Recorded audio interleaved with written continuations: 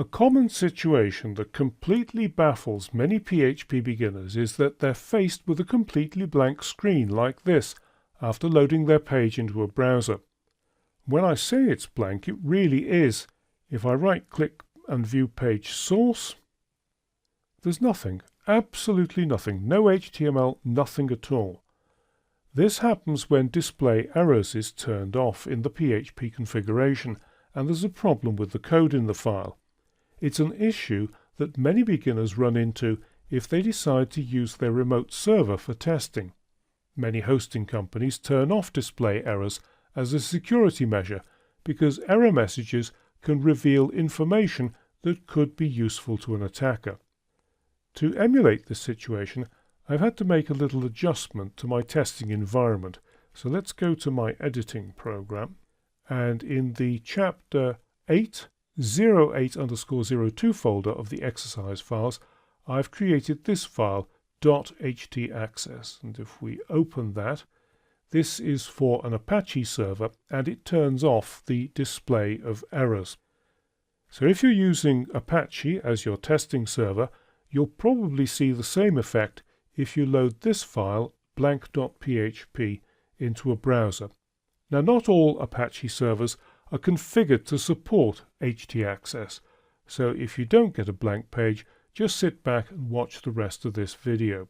Another scenario is that you get an empty page, but it seems as though there's something there, and there's an example of that here in truncated.php.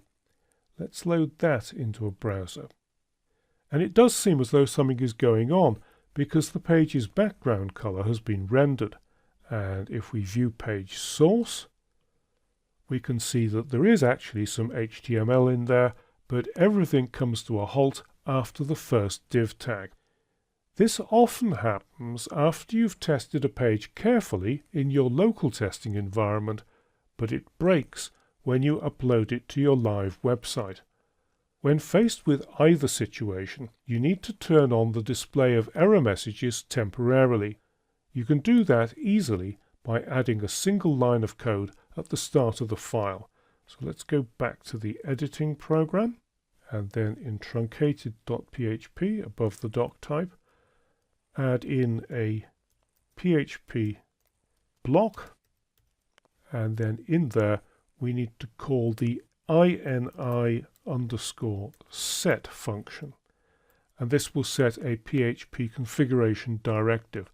The first argument, which needs to be a string, is the directive. That's display_errors, and the second argument is a string containing the value 1.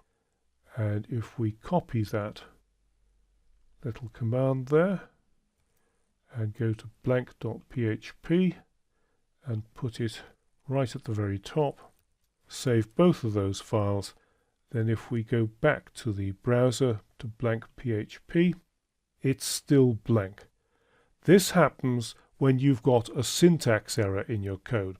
Even though you've turned on display errors at the beginning of the file, a syntax error anywhere in the file will prevent anything from being displayed. The only solution in this case is to try to fix the syntax error by studying the code or by using a local testing server with display errors turned on. But if we go to the other page, it's this one here, partially rendered page, and reload it in the browser, this time we get some useful error messages. They tell us that require includes menu.php, no such file or directory. Well, if we go back to the editing program, we can see that here we are in truncated.php. We're including menu.php, but we don't even have an includes folder in the exercise files.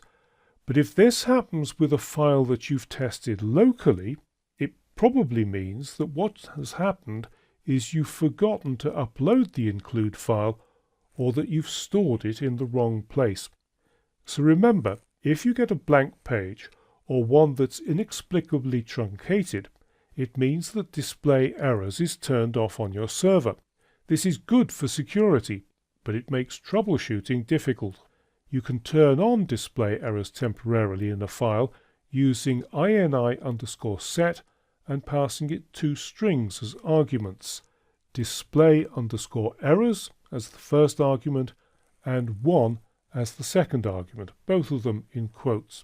If you still get a blank page, it means that you've got an error in your PHP syntax. But if your syntax is okay, you'll get 1 or more error messages that will help you troubleshoot the problem. And when you fix the error, don't forget to remove the line of code that turns on display errors.